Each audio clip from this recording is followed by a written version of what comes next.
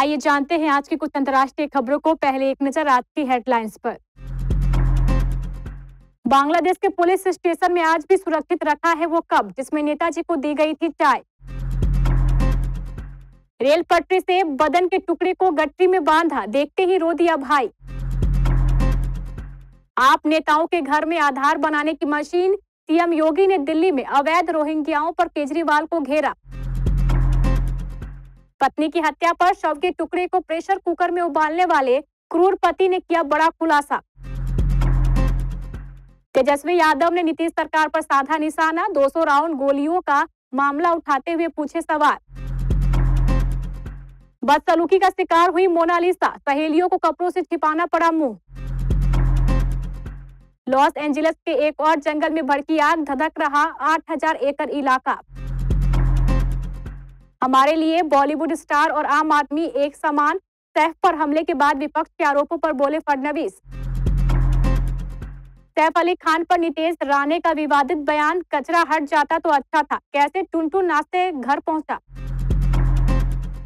और स्पेन से हार बैठी बल्लेबाज, पहले ही मैच में इंग्लैंड की खुली पोल। पश्चिम बंगाल के उत्तर 24 परगना जिले के श्यामनगर रेलवे स्टेशन से बमुश्किल 1.5 किलोमीटर की दूरी पर स्थित नोआपाड़ा पुलिस स्टेशन है, जिसका नेताजी सुभाष चंद्र बोस से एक अनूठा ऐतिहासिक संबंध है। हर साल 23 जनवरी को पुलिस स्टेशन में पुलिसकर्मी न सिर्फ नेताजी की जयंती मनाते हैं, बल्कि उनके उस संक्षिप्त लेकिन महत्वपूर्ण प्रवास को भी याद करते हैं, जब उन्हें 1931 में अंग्रेजों ने हिरासत में लिया था। लगभग 93 साल पहले 11 अक्टूबर 1931 को शाम 5 बजे के आसपास नेताजी को जगदल के गोलघर में बंगाल जूट मिल मजदूर संगठन की एक बैठक को संबोधित करने के लिए जाते समय ब्रिटिश पुलिस ने गिरफ्तार कर लिया था। उन्हें नोआपाड़ा के उसी पुलिस स्टेशन ले जाया गया, जहां उन्हें कुछ घंटों तक हिरासत में रखा गया था। महाराष्ट्र के जलगांव में हुए रेल हादसे ने कई परिवारों को उजाड़ दिया है। पुष्पक एक्सप्रेस हादसे में जो 13 लोग मारे गए, उनमें से एक शिव कुमार चौहान भी थे, जो अब इस दुनिया में नहीं रहे। शिव कुमार चौहान भी उन बदकिस्मत लोगों में से एक थे जो जलगांव में पुष्पक ट्रेन में आग लगने की अफवाह को सुनकर बाहर निकल आए थे और दूसरी ओर से आ रही ट्रेन की चपेट में आकर मारे गए। वे मजदूरी किया करते थे और किसी तरीके से परिवार का पालन पोषण कर रहे थे, लेकिन इस हादसे ने परिवार को ही उजाड़ कर रख दिया है। उनके भाई ने उनके शरीर के अवशेषों को देखकर उनकी पहचान की। जब वो अपने भाई के शरीर के अवशेषों को उठा रहे थे तो उनकी हालत बुरी हो गई थी। वे बेहद रो रहे थे, ट्रेन की पटरी पर से अपने भाई के अवशेषों को चुनते हुए। मानो ये मंजर ऐसा था कि हर किसी का दिल दहल गया। दिल्ली चुनाव में यूपी के सीएम योगी आदित्यनाथ की एंट्री हो गई है। राजधानी के किरारी में रैली के दौरान सीएम योगी ने दिल्ली की आम आदमी पार्टी की सरकार पर निशाना साधा। सीएम योगी ने दिल्ली सरकार को अवैध रोहिंग्याओं के मुद्दे पर घेरा। उन्होंने दिल्ली में उद्योगों का विकास नहीं करने का आरोप लगाया। उन्होंने अरविंद केजरीवाल को भ्रष्टाचार के मुद्दे पर घेरा। सीएम योगी ने आप पर राष्ट्रीय सुरक्षा के साथ खिलवाड़ करने का आरोप लगाया। सीएम योगी ने कहा है कि आप नेताओं के घर में आधार बनाने की मशीन है। उन्होंने कहा है कि आम आदमी पार्टी घुसपैठियों को आधार बांट रही है, रोहिंग्या को दिल्ली में बसाया जा रहा है। अरविंद केजरीवाल राष्ट्रीय सुरक्षा के साथ खिलवाड़ कर रहे हैं। इन्होंने दिल्ली में दंगे करवाए। 2020 के दंगों में आम आदमी पार्टी के पार्षदों की मिलीभगत पूरी तरीके से उजागर हो गई। ये लोग राष्ट्रीय सुरक्षा के साथ खिलवाड़ कर रहे हैं। इन्हें सत्ता में आने का अधिकार नहीं है। तेलंगाना के राचकोंडा में एक दिल दहला देने वाली वारदात हुई है। दरअसल एक पूर्व सैनिक गुरुमूर्ति ने पहले अपनी पत्नी की हत्या कर दी, उसके बाद शव के टुकड़े किए और उसे प्रेशर कुकर में उबाल दिया। अब उसने पुलिस के गिरफ्त में जो खुलासा किया है वो और भी हैरान करने वाला है। हालांकि पुलिस अभी तक इस मामले में कोई ठोस सुराग नहीं जुटा पाई है, क्योंकि महिला के शव के अवशेष बरामद नहीं हुए हैं। रिपोर्ट के मुताबिक पुलिस ने बताया है कि आरोपी को हिरासत में लेकर पूछताछ की जा रही है। गुरुमूर्ति ने दावा किया है कि उसने अपनी पत्नी के शव के टुकड़े झील में फेंक दिए हैं, लेकिन अब तक वहां से कुछ भी बरामद नहीं हुआ है। बिहार के नेता प्रतिपक्ष तेजस्वी यादव ने राज्य में बढ़ते अपराध को लेकर नीतीश सरकार पर तीखा हमला बोला है। उन्होंने 8 महीने से जारी किए जा रहे अपने अपराध बुलेटिन का हवाला देते हुए सैकड़ों घटनाओं का जिक्र किया। तेजस्वी ने पटना के पास हुई 200 राउंड फायरिंग की घटना पर चिंता जताई और मुख्यमंत्री नीतीश कुमार से इस पर स्पष्टीकरण मांगा। तेजस्वी ने अपराधियों को संरक्षण देने का आरोप भी लगाया और कहा कि अगर दूसरे के शासनकाल में ऐसी घटना होती है तो यह राष्ट्रीय मुद्दा बन जाता है।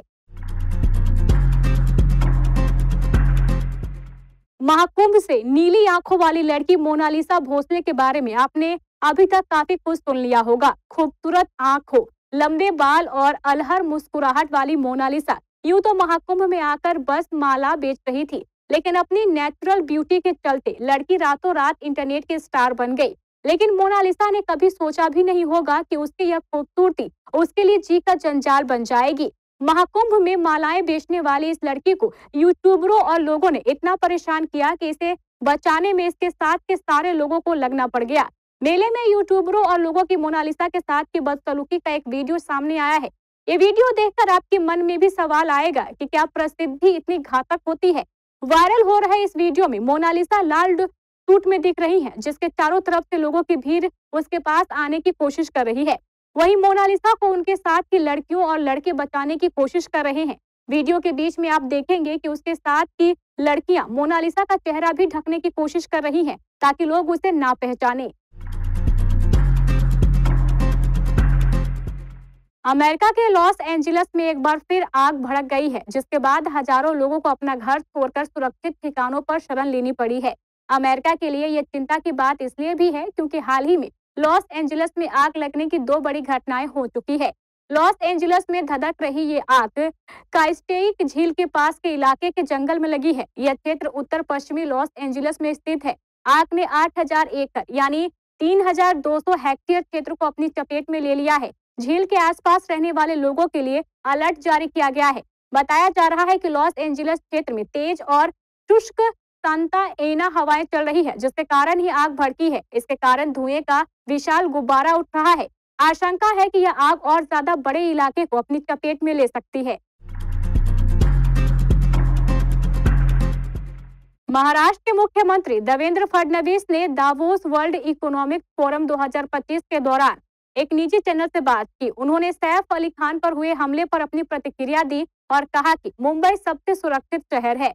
फडणवीस ने बताया है कि उनकी प्राथमिकता पारदर्शी शासन, बुनियादी ढांचे का विकास और रोजगार सृजन है। उनसे मुंबई की कानून व्यवस्था और सैफ अली खान पर हुए हमले को लेकर सवाल पूछा गया। विपक्ष आरोप लगा रहा है कि फडणवीस की सरकार में मुंबई में जब बॉलीवुड स्टार ही सुरक्षित नहीं है तो आम आदमी का क्या। जवाब में देवेंद्र फडणवीस ने कहा, हमारे लिए बॉलीवुड स्टार और आम आदमी समान है। अभिनेता सैफ अली खान पर चाकू से हुए हमले को लेकर बीजेपी नेता और महाराष्ट्र सरकार में मंत्री नितेश राणे ने तंज किया है। सैफ अली खान पर हुए हमले का मजाक उड़ाते हुए नितेश राणे ने कहा कि सही में चाकू लगा था या एक्टिंग थी। उन्होंने कहा है कि देखो यह घुसपैठी बांग्लादेशी मुंबई में क्या कर रहे हैं, देखो इनकी हिम्मत, पहले सड़क पर रहते थे अब लोगों के घर में घुस रहे हैं। सैफ अली खान के घर में घुसे, शायद वे उसे ले जाने आए थे। यह अच्छा है, कचरा हटा दिया जाना चाहिए। नितेश राणे ने आगे कहा, मैंने देखा कि जब वे अस्पताल से बाहर आए तो मुझे शक हुआ कि उन्हें चाकू मारा गया था या वह अभिनय कर रहा था। वह चलते समय नाच रहा था, कैसे टुनटुन नाचते हुए घर में जा रहा था। जब भी शाहरुख खान या सैफ अली खान जैसे किसी खान को चोट लगती है तो हर कोई इसके बारे में बात करना शुरू कर देता है। जब सुशांत सिंह राजपूत जैसे हिंदू अभिनेता को प्रताड़ित किया जाता है तो कोई भी कुछ कहने के लिए आगे नहीं आता है। इंग्लैंड की टीम सीमित ओवरों के फॉर्मेट में अपने मुख्य कोच ब्रेंडन मैकुलम के साथ बड़ी उम्मीद से भारत आई है। टेस्ट क्रिकेट को आक्रामक खेल की नई परिभाषा देने वाले मैकुलम सीमित ओवरों के प्रारूप में भी उसे दोहराने के लक्ष्य के साथ आए हैं, लेकिन पहले ही T20 में भारतीय स्पिनर्स के सामने उनकी बल्लेबाजी बेरंग दिखी। टीम इंडिया के खिलाफ सीरीज के पहले ही T20 में 7 विकेट से मिली हार से इंग्लिश कप्तान बेहद निराश है। उन्होंने मैच के बाद कहा है कि भारतीय परिस्थितियों में स्पिनरों को खेलना चुनौती बनी रहेगी और उनके बल्लेबाजों को 5 मैचों की सीरीज में वापसी के लिए इससे निपटने का तरीका तलाशना होगा। इंग्लैंड की टीम बुधवार को ईडन गार्डन पर पहले बल्लेबाजी करते हुए वरुण चक्रवर्ती, अक्षर पटेल और रवि बिश्नोई की स्पिन तिकड़ी के सामने 132 रनों पर आउट हो गई। टीम इंडिया ने महज 12.5 ओवरों में लक्ष्य हासिल कर लिया।